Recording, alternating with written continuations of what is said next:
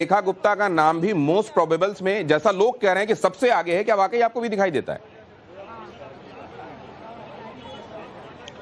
देखिए, अगर बीजेपी का आलाकमान ये तय करता है कि महिला मुख्यमंत्री दिया जाएगा तो उसमें रेखा गुप्ता का नाम सबसे आगे है। अगर महिला मुख्यमंत्री यहां पर नहीं देना है तो हो सकता है कि उनको मंत्री पद दिया जा सकता है, लेकिन अगर महिला मुख्यमंत्री बीजेपी प्रोजेक्ट कर रही है दिल्ली में तो उसमें रेखा गुप्ता का नाम सबसे आगे चल रहा है, इसमें कोई डाउट नहीं है। लेकिन अभी तक जो सूत्र हैं वो इस बात की पुष्टि नहीं कर रहे हैं कि बीजेपी यहां पर दिल्ली में महिला मुख्यमंत्री देने जा रही है। उनका ये कहना है कि जो दिल्ली है उससे और भी चुनावों को साधने का प्रयास किया जाएगा, और जो पूर्वांचल का वोटर्स जो है वो लंबे समय से बीजेपी से छिटक गया था। बिहार में विधानसभा के चुनाव प्रस्तावित हैं इसी साल के अंत में, तो ऐसे में वो चेहरा होगा जो पूर्वांचल से भी बिलोंग करे, दिल्ली की राजनीति में लंबे समय से सक्रिय हो, संघ की उस पर सहमति हो और जो अखिल भारतीय विद्यार्थी परिषद और बीजेपी के कार्यकलाप को अच्छे तरीके से जानता हो, उस चेहरे के चुने जाने की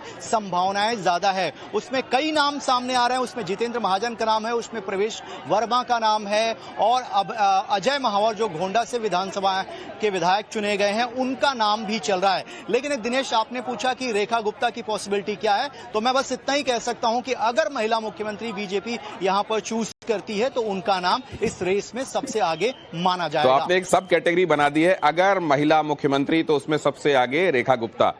मुझे लगता है कि ये एक सेफ तरीका है फिलहाल नामों के बारे में अपने अंदाजे व्यक्त करने का। लेकिन विजेंद्र गुप्ता, एक और वैश्य समाज से ही आने वाला चेहरा, वो भी दिल्ली की राजनीति के धाकड़ नेताओं में एक माने जाते हैं। हिमांशु के पास चलता हूं। हिमांशु, जितने बार नाम आपके कानों में टकरा रहे हैं, आपने कहा पिछले 15 दिन से न जाने कितने नाम आए, कितने ऊपर चढ़े, फिर कितनों को आपने फिर कम होते हुए देखा। विजेंद्र गुप्ता, ये नाम क्या लगातार आपको सुनाई दिया है इस पूरे दौर में?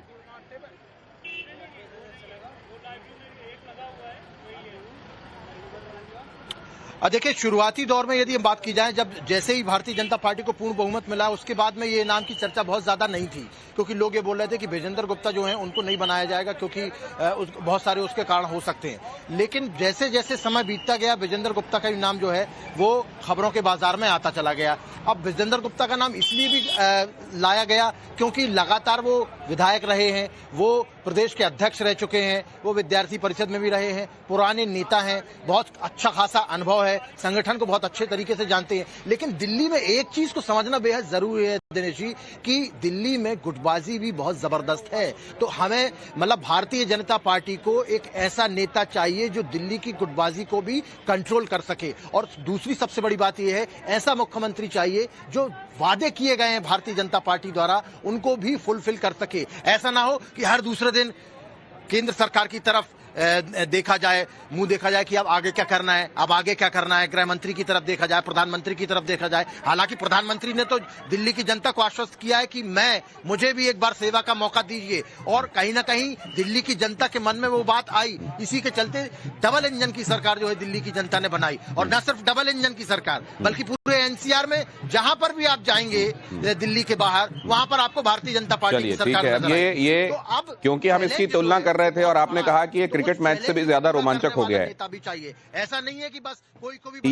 ये क्रिकेट मैच से भी ज्यादा रोमांचक, उससे ज्यादा बड़ा नेल बाइटर अगर इस समय हो गया है, तो ये क्या अब कम से कम भारतीय जनता पार्टी जिन जगहों पर जीत के आएगी, अब यहां पर ये स्थापित एक सत्य होगा, जैसे क्रिकेट में कहा जाता है कि ये एक तय बात है कि आखिरी गेंद तक आप कुछ नहीं कह सकते। क्या अब वैसा ही रविकांत यहां भी हुआ करेगा? अब ये स्थापित सत्य है क्या?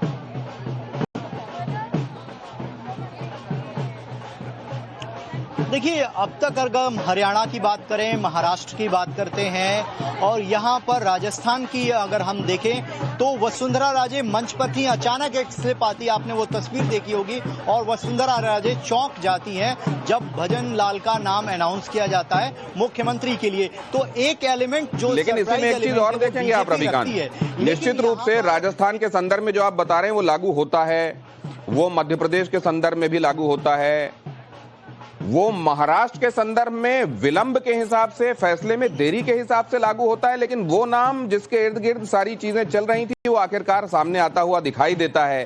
क्या ये बात प्रवेश वर्मा के लिए एक उम्मीद के तौर पर सामने होगी? देखिए, महाराष्ट्र में सिनेरियो अलग था। वहां पर पहले से देवेंद्र फडणवीस का नाम प्रस्तावित था और कि वो भारतीय जनता पार्टी के सर्वमान्य बड़े लीडर हैं। यहां पर प्रवेश वर्मा का लोकसभा का टिकट काटा गया था, उनको लोकसभा का टिकट नहीं दिया गया। पार्टी ने उस वक्त ही उनको कहा था कि आप विधानसभा की तैयारी कीजिए। विधानसभा में वो अरविंद केजरीवाल को हराए हैं, जो कि आम आदमी पार्टी का सबसे बड़ा चेहरा है। ऐसे में उनकी पॉसिबिलिटी है, लेकिन एक जो सबसे बड़ी वजह उनके ना बनने की, जो उनके विरोधी बता रहे हैं कि हो सकता है कि उनके बनाने से परिवारवाद के आरोप लगाएं, क्योंकि उनके पिता जो है वो दिल्ली के मुख्यमंत्री रहे हैं। और ऐसे में बीजेपी नहीं चाहेगी कि इस तरीके के एलिगेशन मुख्यमंत्री बनने के साथ ही उनके ऊपर लगाए, कि बीजेपी भी ऐसे ही लोगों को बढ़ावा देती है। लेकिन वो सीएम के फेस हो सकते हैं, क्योंकि उन्होंने आम आदमी पार्टी के सबसे बड़े नेता को हराया है। और क्या रविकांत, ये जो सोर्सेज बता रहे हैं, ये जो सोर्सेस जानकारी दे रहे हैं कि डेप्यूटी सीएम नहीं होंगे, केवल मुख्यमंत्री ही होगा, क्या ये तय माना जाए परसेंटेजेस के हिसाब से? तो कितना तय माना जाए? ये 50-50 है या प्रोबेबिलिटी अब नहीं बनाए जाने की 50 से ज्यादा है? नहीं, देखिए दिनेश, जब पार्लियामेंट का सत्र चल रहा था उस दौरान भारतीय जनता पार्टी के एक बड़े नेता से हमारी मुलाकात हुई संसद भवन के अंदर। उनसे हमने ये सवाल पूछा था। उन्होंने कहा कि 7 का ही कोटा है, यानी मुख्यमंत्री को लेकर 6 और मंत्री बनाए जाते हैं। तो ऐसे में डेप्यूटी सीएम देना कोई जरूरी नहीं है। उन्होंने उस पॉसिबिलिटी को लगभग वहां पर नकारा, क्योंकि उसकी बड़ी वजह यही बताई जा रही है कि ये जो दिल्ली का विधानसभा है वो छोटी है, 70 की स्ट्रेंथ है। जो डेप्यूटी सीएम का फॉर्मूला बीजेपी ने दिया है वो बड़े राज्यों में दिया है, जहां पर पावर को बैलेंस करना है। यहां का जो मुख्यमंत्री होगा वो एलजी के साथ मिलकर काम करेगा। दोनों तरफ, चाहे हम हरियाणा की बात करें, यूपी की बात करें, बीजेपी की सरकार है। ऐसे में बहुत ज्यादा गतिरोध नहीं होना चाहिए और मुख्यमंत्री को एक अथॉरिटी होनी चाहिए, पावर होना चाहिए, ताकि जो डेवलपमेंट के काम किए जाने हैं दिल्ली में, जो बीजेपी कमिटमेंट करके सत्ता में आई है, उन कामों को पूरा करने के लिए कहीं फाइल अटके ना, किसी और डिपार्टमेंट से किसी को कोई दिक्कत ना हो। ऐसे में उस पॉसिबिलिटी को बीजेपी के बड़े नेता यहां पर नकार रहे हैं कि डिप्टी सीएम का फॉर्मूला जो है वो दिल्ली में नहीं अपनाया जाएगा। मुख्यमंत्री के साथ 6 मंत्री ओथ लेंगे और टोटल 7 की स्ट्रेंथ होने जा रही है। टोटल 7 की स्ट्रेंथ होने वाली है। मुख्यमंत्री के साथ 6 और मंत्री शपथ लेंगे। हमारे संवाददाता ये बता रहे हैं, रविकांत राय। यहां आपको हम एक बार फिर से बता दें, विधायक दल की बैठक चल रही है।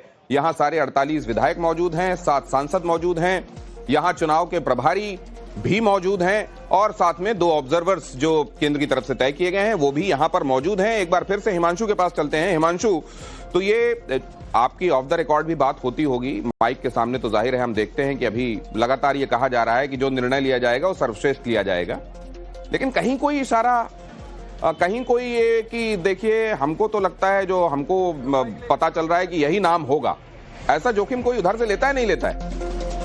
रेखा गुप्ता रेस में सबसे आगे बताई जा रही है। एक बार फिर से हम आपके लिए ये खबर रख देते हैं सामने, ये ब्रेकिंग न्यूज एक बार फिर से देख लीजिए। रेखा गुप्ता सबसे ज्यादा प्रोबेबिलिटी वाला नाम इस समय उभर कर आ रहा है।